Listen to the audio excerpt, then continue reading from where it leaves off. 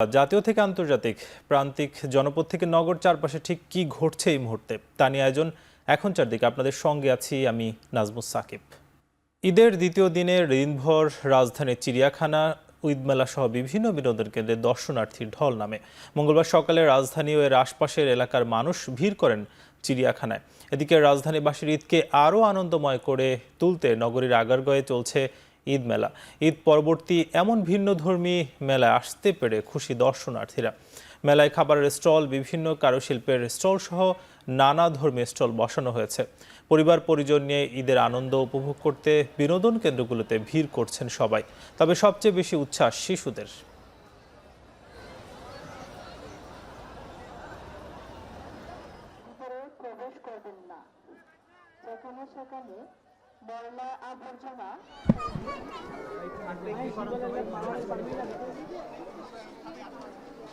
বাচ্চাদের মন তো আর মানে না, সকাল থেকেই ঘোরাঘুরি চলতেছে।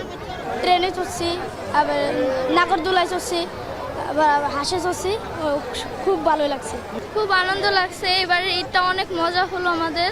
এখানে তো আজকে এই প্রথম আমার, এখানে এসে অনেক মজা পেলাম আর কি। আমার মেয়েটাও অনেক মজা পাইছে। বানর দেখছি, বাবার সাথে হরিণ দেখছি, বাঘ দেখবো, সিংহ দেখবো। খুব ভালো লাগতেছে, কিন্তু যদি পরিষ্কার পরিচ্ছন্নতা আরেকটু হতো তাহলে অনেক ভালো লাগতো। এখানে আমরা সেবামূলকটা পেতে পারতাম আর কি। মামা আম্মুর সাথে এসেছি, আমার অনেক ভালো লাগছে। আমার বোন এবং বোনের মেয়েকে নিয়ে আমি বেড়াইতে আসলাম, খুবই এনজয় করতেছি। ঈদের দ্বিতীয় দিন পর্যটনে মুখর পর্যটন স্পটগুলো পরিবার পরিজনের সাথে আনন্দ ভাগাভাগি করতে সকালে ভিড় জমাচ্ছেন দর্শনীয় স্থানগুলোতে। ঈদের দ্বিতীয় দিনে দর্শনার্থীদের সমাগমের সরগরম সৈকতের শহর কক্সবাজার। ঈদের আনন্দে সামিল হতে পর্যটকদের পাশাপাশি সৈকতেও ভিড় করেছেন স্থানীয়রা। সাগর জলে শরীর ভিজিয়ে উচ্ছ্বসিত ভ্রমণ পিপাসুরা। ইতোমধ্যে হোটেল, রিসোর্ট, গেস্ট হাউসগুলোর 70 থেকে 80% কক্ষ ভাড়া হয়ে গেছে বলে জানিয়েছেন হোটেল ব্যবসায়ীরা। পর্যটকদের ঢল নেমেছে প্রকৃতি কন্যা সিলেটেও। সকাল থেকে সিলেটের পাহাড়, স্বচ্ছ নীল জলরাশি আর পাথরের মিশ্র সৌন্দর্য উপভোগ করতে জড়ো হন কয়েক লক্ষ পর্যটক। এদিকে কুমিল্লার ম্যাজিক প্যারাডাইস সহ অন্যান্য বিনোদন কেন্দ্রগুলোতে এখন দর্শনার্থীদের উপচে পড়া ভিড়। পিছিয়ে নেই পর্যটন কেন্দ্রগুলোতে। ঈদের ছুটিতে পরিবার পরিজন এবং বন্ধুবান্ধবের সঙ্গে সময় কাটাতে দূর দূরান্ত থেকে আসেন বিনোদন প্রেমীরা। এছাড়া বগুড়ার মম ইন ওয়াটার পার্ক, নরসিংদীর ড্রিম হলিডে পার্ক সহ সবগুলো বিনোদন কেন্দ্রে ভিড় করছেন বিনোদন প্রেমীরা। প্রিয়জনদের সঙ্গে ঈদ কাটাতে অর্ধ কোটির বেশি মানুষ আগেই ছেড়েছেন ঢাকা। তবে ঈদের দ্বিতীয় দিনেও থেমে নেই এই যাত্রা। এদিনও রাজধানীর কমলাপুরে ঘরমুখো মানুষের চাপ দেখা গেছে। তবে ঈদের ছুটি শেষে ফিরতেও শুরু করেছেন নগরবাসী। মঙ্গলবার কমলাপুর ঘুরে দেখা যায় নগরে ফেরা যাত্রীর তুলনায় ঢাকা ছাড়া যাত্রী বেশি। বহু মানুষ যাত্রার জন্য অপেক্ষা করলেও তথ্যের অভাবে অনেকের নির্দিষ্ট গন্তব্যের ট্রেন খুঁজে পেতে কষ্ট হয়েছে। এছাড়া জীবিকার তাগিদে রেলপথে ঢাকা ফিরছে কর্মজীবীরা। তবে ঈদ যাত্রার মতো ফিরতি যাত্রা নিয়েও নেই কোনো অভিযোগ। বলতেছে ট্রেন চলে গেছে, ট্রেন ছেড়ে দিছে, কে বলতেছে ট্রেন আছে, এখন বলে ট্রেন নাই, এগুলো বলতেছে টিকিট কাউন্টার থেকে। কাউন্টার আসছি এখন, কিন্তু কাউন্টার আমি টিকিট পাচ্ছি না। 9 তারিখ পর্যন্ত কোনো কাউন্টার টিকিট দেওয়া হচ্ছে না। সবাইকে নিয়ে খুশি হাসি কাছি, নিরাপদে আসছি, নিরাপদে গেছি। কোনো প্রকার ঝামেলা হয় নাই, কোনো প্রকার এত সুন্দর জার্নি। সংস্কার আর নির্বাচন আলাদা জিনিস নয় মন্তব্য করে বিএনপি মহাসচিব মির্জা ফখরুল ইসলাম আলমগীর বলেছেন, নির্বাচনের মতো চলবে। দুপুরে ঠাকুরগাঁয়ে নিজ বাসভবনে নেতাকর্মীদের সঙ্গে ঈদের শুভেচ্ছা বিনিময় শেষে এসব কথা বলেন তিনি। সংস্কার প্রস্তাব যথাযথভাবে পর্যালোচনা করে বিএনপি মতামত দিয়েছে বলেও দাবি করেন বিএনপির এই মহাসচিব। সংস্কার আর নির্বাচন তো আলাদা জিনিস না। সংস্কার সংস্কারের মতো চলবে, নির্বাচন নির্বাচনের মতো চলবে। সংস্কারের প্রস্তাবগুলো আমরা সমস্ত যথাযথভাবে আমরা সেটা পর্যালোচনা করেছি, পর্যবেক্ষণ করেছি, পরীক্ষা করেছি এবং আমরা আমাদের দলের পক্ষ থেকে আমাদের যে মতামত সেটা আমরা সংস্কার কমিশনগুলোকে দিয়ে দিয়েছি। নির্বাচন দিয়ে রাষ্ট্রের মালিকানা দেশের জনগণের হাতে ফিরিয়ে দেওয়ার আহ্বান জানিয়েছেন বিএনপির স্থায়ী কমিটির সদস্য আমির খসরু মাহমুদ চৌধুরী। সকলের মধ্যে যে উচ্ছ্বাস, যে আনন্দ, যে উৎসবমুখর পরিবেশ, সবাই মনে হচ্ছে নির্বাচনের দিকে যাচ্ছে এবং নির্বাচনে আমরা যেভাবে উৎসবমুখরভাবে পালন করি আমাদের নির্বাচন, আজকেও মনে হয় সেইভাবে আবারও বাংলাদেশের মানুষ বহু বছর পরে নির্বাচনের দিকে আনন্দ ঘন উৎসবমুখর পরিবেশে আমরা এগিয়ে যাচ্ছি। আওয়ামী লীগকে রাজনৈতিকভাবে কোনোভাবেই দাঁড়াতে দেওয়া হবে না বলে মন্তব্য করেছেন তথ্য ও সম্প্রচার উপদেষ্টা মাহফুজ আলম। বিকেলে ঈদ উল ফিতর উপলক্ষে মানবাধিকার সংগঠন মায়ের ডাকের শুভেচ্ছা বিনিময় ও মিলন মেলা অনুষ্ঠানে তিনি আরও বলেন, যারা গুমের সাথে জড়িত তাদেরকে এই সরকারের আমলেই বিচার করতে হবে। এখনো হাসিনা ভারতে বসে ষড়যন্ত্র করার চেষ্টা করছে। এখানে আওয়ামী লীগ শুধুমাত্র বাংলাদেশের জনগণের শত্রু, এই ভিন্ন এর কোনো পরিচয় নেই। এটা কোনো রাজনৈতিক দল না। কোনোদিন আর আওয়ামী লীগকে আমরা এই দেশে রাজনৈতিকভাবে এখানে দাঁড়াতে দিব না। এটা হচ্ছে আমাদের অঙ্গীকার। কারণ তারা যদি আবারও সুযোগ পায়, এবার মাত্র 3000 এক্সট্রা জুডিশিয়াল কিলিং, 1500 2000 গুম হয়েছে, আবার যদি সুযোগ পায় এটা সংখ্যা অনেক গুণ হবে। এবং আমরা এই জামায়াতে ইসলামী মেজরিটি মাইনরিটি বোঝে না, দলমত নির্বিশেষে সবাইকে নিয়ে একটি মানবিক বাংলাদেশ গড়তে চায় বলে মন্তব্য করেছেন দলটির আমির ডক্টর শফিকুর রহমান। আমরা একটা মানবিক বাংলাদেশ করতে চাই, একটা দুর্নীতি এবং দুঃশাসন মুক্ত বাংলাদেশ করতে চাই এবং নির্দ্বিধায় নিঃসংকোচে বলছি, আমরা কোনো মাইনরিটি মেজরিটি বুঝি না। আমরা সবাই মিলে, সব দল ধর্ম জাত মিলে, আল্লাহ যাদেরকে বাংলাদেশে পয়দা করেছেন তাদের সবাই মিলে সবের হাত এক জায়গায় করে আমরা একটা মানবিক বাংলাদেশ করতে চাই। 13.5 বছর সারা বাংলাদেশের সমস্ত দলীয় কার্যালয়গুলো সিলগালা করে বন্ধ করে রাখা হয়েছিল। আমাদের নিবন্ধন কেড়ে নেওয়া হয়েছে, যা ফিরে পাবো ইনশাল্লাহ। লড়াই চলছে। অন্যায়ের বিরুদ্ধে ন্যায়ের লড়াই জুলাই আন্দোলনের অন্যতম স্পিরিট ছিল বলে মন্তব্য করেছেন ছাত্র শিবিরের সভাপতি জাহিদুল ইসলাম। দুপুরে ফেনীতে ঈদ উপলক্ষে আয়োজিত প্রীতি সমাবেশে যোগ দিয়ে তিনি কথা বলেন। বিগত সরকারের সমালোচনা করে শিবিরের সভাপতি বলেন, দেশের মানুষ ফ্যাসিবাদী পরিবেশ থেকে মুক্ত হয়েছে। এবারের ঈদে মুঘল আমলের সংস্কৃতি ফিরে এসেছে। সাধারণ মানুষের মধ্যে উচ্ছ্বাস তা 5 আগস্টের আগে ছিল না। এ সময় জুলাই গণঅভ্যুত্থানের শক্তিকে ধারণ করে অন্যায়ের কাছে মাথা নত না করার আহ্বান জানান শিবিরের কেন্দ্রীয় সভাপতি। এর আগে বেলা 12:30টার দিকে প্রীতি সমাবেশে যোগ দেন তিনি। ফেনী শহর শাখা শিবিরের উদ্যোগে আয়োজিত এই অনুষ্ঠানে অংশ নেন বিভিন্ন পর্যায়ের নেতাকর্মীরা।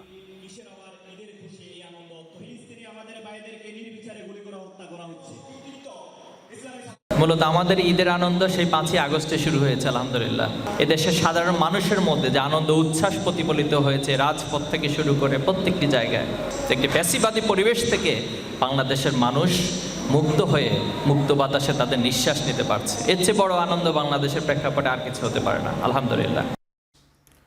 এখন চারদিকে নিচ্ছি বিরতি, ফিরবো কিছুক্ষণ পর।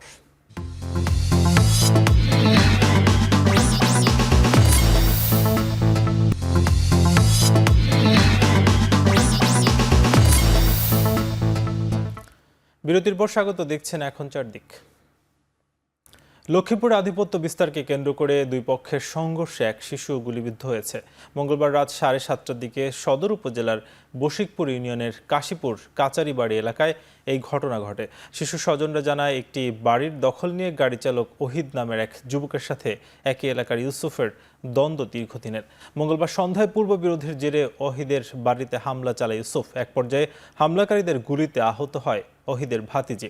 পরে স্থানীয় হাসপাতালে প্রাথমিক চিকিৎসা শেষে শিশুটিকে উন্নত চিকিৎসার জন্য ঢাকায় পাঠানো হয়। এদিকে হবিগঞ্জের লাখায়ে সালিশ বৈঠক চলাকালে দুই পক্ষের মধ্যে সংঘর্ষে অন্তত 40 জন আহত হয়েছেন। পুলিশ জানায়, ব্যবসায়িক দ্বন্দ্বে হতাহতের ঘটনায় সকালে হবিগঞ্জের লাখাই উপজেলার পূর্ব তেঘরিয়া এলাকায় সালিশি বৈঠক চলছিল। এ সময় কথা কাটাকাটির এক পর্যায়ে লাঠিসোঁটা ও ধারালো অস্ত্র নিয়ে সংঘর্ষে জড়িয়ে পড়ে উভয় পক্ষ। আহতদের মধ্যে 2 জনের অবস্থা আশঙ্কাজনক। এছাড়া সুনামগঞ্জের শান্তিগঞ্জ উপজেলার রঘুনাথপুর গ্রামে ধান শুকানোকে কেন্দ্র করে দুপক্ষের সংঘর্ষে অন্তত 20 জন আহত হয়েছে।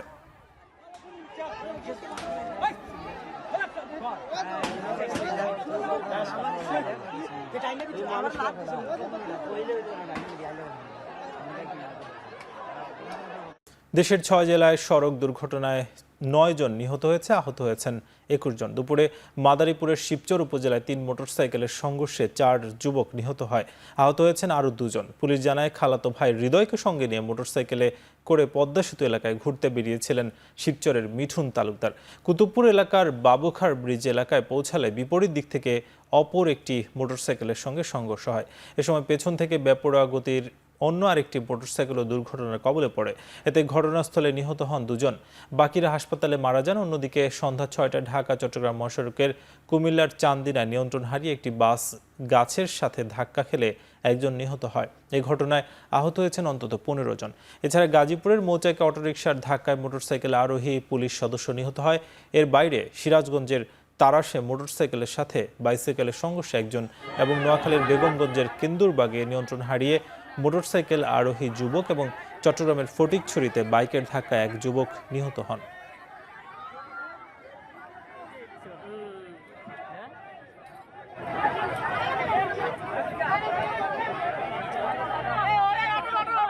যশোরের অভয়নগরে ফুচকা খেয়ে অন্তত 50 জন অসুস্থ হয়ে পড়েছেন। তাদের মধ্যে 40 জন উপজেলা স্বাস্থ্য কমপ্লেক্সে চিকিৎসাধীন রয়েছেন। অন্যরা হাসপাতাল থেকে প্রাথমিক চিকিৎসা নিয়েছেন। ভুক্তভোগীরা জানিয়েছেন, অভয়নগর উপজেলার নাওয়াপাড়া ভৈরব ব্রিজের পূর্ব পাশে একটি চটপটির দোকান রয়েছে। সেখানে হাড়ি ফুচকা নামে ফুচকা বিক্রি হয়। ঈদের দিন বিকেলে সেখান থেকে অনেকেই ওই হাড়ি ফুচকা খান। এরপর রাতে হঠাৎ তাদের বমি শুরু হয় এবং অসুস্থ হয়ে পড়েন। মঙ্গলবার সকাল থেকে হাসপাতালে ভর্তি হন তারা। এদিকে চিকিৎসক জানান, খাবার প্রস্তুতের ত্রুটির কারণে একযোগে এত মানুষের পেটের পীড়ায় আক্রান্ত হয়েছে। আক্রান্তদের মধ্যে শিশু ও গর্ভবতী নারী সহ গুরুতর কিছু রোগীও আছেন।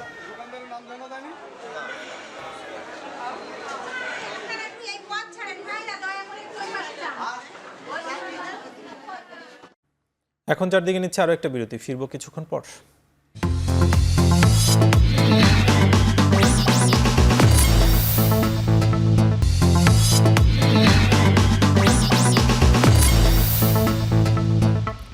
বিরতির পর আবারও স্বাগত, দেখছেন এখন চারদিক। মিয়ানমারে ভূমিকম্পে ক্ষতিগ্রস্ত এলাকায় দ্বিতীয় দফায় সহায়তা পাঠালো বাংলাদেশ। উদ্ধার সরঞ্জামাদি সহ 15 টন ত্রাণ সামগ্রী নিয়ে মিয়ানমারে গেছে সেনাবাহিনী ও বিমান বাহিনীর 3টি পরিবহন বিমান। এই বহরে একটি উদ্ধারকারী দল সহ দেশটিতে গেল জরুরি ওষুধ সামগ্রী সহ একটি চিকিৎসক দলও। 55 সদস্যের দলে নেতৃত্ব দিচ্ছেন সেনাবাহিনীর কর্নেল মোহাম্মদ শামীম ইফতেখার। এর মধ্যে 34 সদস্যের উদ্ধারকারী দলে আছেন সেনাবাহিনীর 21 জন, নৌবাহিনীর 2 জন, বিমান বাহিনীর 1 জন এবং ফায়ার সার্ভিসের 10 সদস্য। এছাড়াও 21 সদস্যের চিকিৎসা সহায়তা দলে আছেন সেনাবাহিনীর 10 বিশেষজ্ঞ চিকিৎসক ও নার্স। এবারে পাঠানো সহায়তার মধ্যে রয়েছে শুকনো খাবার, বিশুদ্ধ পানি, তাঁবু, হাইজিন প্রোডাক্ট, ওষুধ সহ নিত্য প্রয়োজনীয় অন্যান্য সামগ্রী।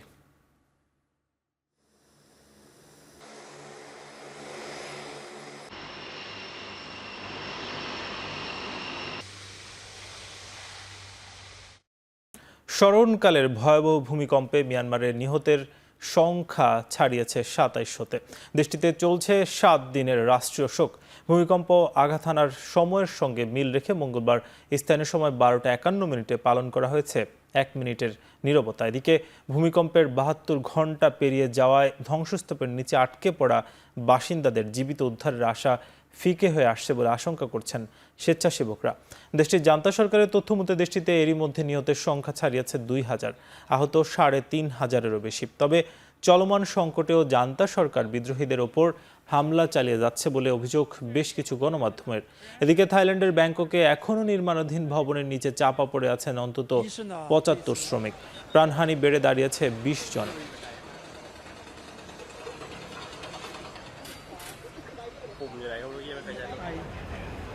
ঈদের দ্বিতীয় দিন গাজায় ইসরায়েলি হামলায় প্রাণ গেছে আরও 34 ফিলিস্তিনির। এ নিয়ে গেল 2 দিনে নিহতের সংখ্যা বেড়ে দাঁড়িয়েছে 98 জনে। অবরুদ্ধ উপত্যকাটিতে হামলার পাশাপাশি অভিযানের তীব্রতাও বাড়িয়েছে নেতানিয়াহু বাহিনী। এবার রাফা শহরে দক্ষিণ প্রান্ত থেকে বাসিন্দাদের সরে যেতে বাধ্য করেছে ইসরায়েলি প্রতিরক্ষা বিভাগ। ইসরায়েলি প্রধানমন্ত্রীর নির্দেশে গেল 3 সপ্তাহ ধরে গাজায় বন্ধ আছে ত্রাণ সরবরাহ। একের পর এক হাসপাতাল ধ্বংস হয়, বিনা চিকিৎসায় মারা যাচ্ছেন অসংখ্য ফিলিস্তিনি। ব্যথা উপশমকারী ঔষধ ফুরিয়ে যাওয়ায় ন্যূনতম স্বাস্থ্যসেবাও দিতে পারছেন না চিকিৎসকরা। এদিকে অস্ত্রবিরতির শর্ত অমান্য করে দ্বিতীয়বারের মতো লেবাননের বৈরুতে বোমা হামলা চালিয়েছে ইসরায়েল। এতে প্রাণ গেছে অন্তত 3 জনের। অন্যদিকে লোহিত সাগরের কামারন দ্বীপে ইয়েমেনের হুতিদের ঘাঁটিতে পরপর 2টি অভিযান চালিয়েছে ইসরায়েলের মিত্রদেশ যুক্তরাষ্ট্র। এর আগে ইয়েমেনি এই সংগঠনকে সতর্ক করে মার্কিন প্রেসিডেন্ট ডোনাল্ড ট্রাম্প বলেন, যুক্তরাষ্ট্রের জাহাজে হামলা বন্ধ না হলে চরম পরিণতি ভোগ করতে হবে হুতিদের।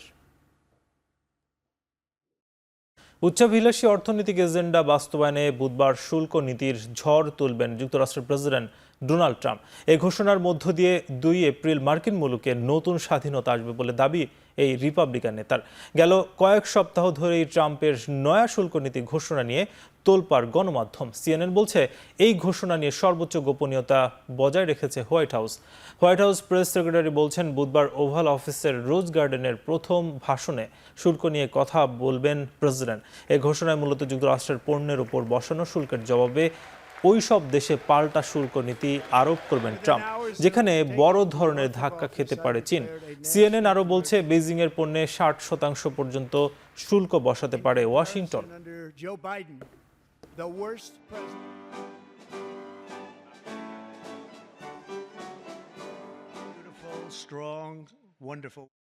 এখন চারদিকে নিচ্ছে সবশেষ বিরতি, ফিরবো কিছুক্ষণ পর।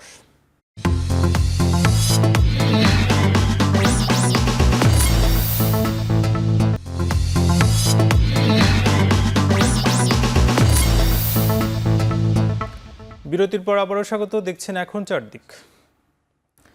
এবার রাগবি বিশ্বকাপ আয়োজনের পরিকল্পনা করছে সৌদি, কাতার ও আরব আমিরাত। 2022 ফুটবল বিশ্বকাপ সফলভাবে আয়োজন করেছে কাতার। 2034 ফুটবল বিশ্বকাপের স্বাগতিক সৌদি আরব। সংযুক্ত আরব আমিরাতের টি-20 বিশ্বকাপ, বিশ্ব ট্রায়াথলন চ্যাম্পিয়নশিপ, বিশ্ব সাঁতার চ্যাম্পিয়নশিপের মতো বৈশ্বিক ক্রীড়া আসর আয়োজনের অভিজ্ঞতা আছে তাদের। এবার 2035 কিংবা 2039 রাগবি বিশ্বকাপের আয়োজন হতে চায় এই 3 দেশ। 2035 বিশ্বকাপের বিডিং প্রক্রিয়া আগামী 2 বছরের মধ্যে শুরু হবে। সেই আসরের আয়োজক হতে এরই মধ্যে তদবির শুরু করে দিয়েছে ইতালি ও স্পেন। শেষ পর্যন্ত এই 2 দেশের কেউ 2025 বিশ্বকাপের আয়োজন সত্ত্ব পেয়ে গেলে 2039 বিশ্বকাপের জন্য বিড করবে সৌদি, কাতার ও আরব আমিরাত।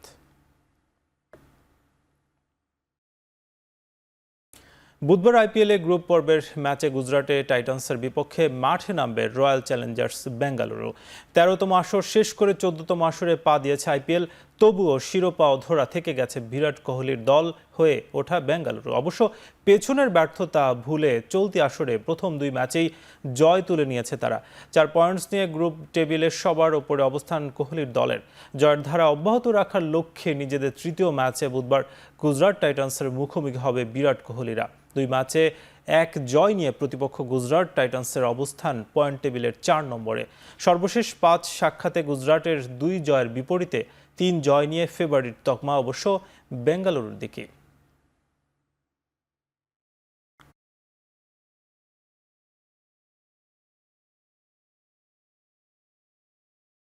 শেষ করছি এখন চারদিকে। এখন টেলিভিশন ওয়েবসাইটে দেখুন www.ekhon.tv। এছাড়া ফেসবুকে যুক্ত হতে পারেন facebook.com/tv.ekhon। ইউটিউবে যুক্ত হতে পারেন youtube.com/c/ekhon tv।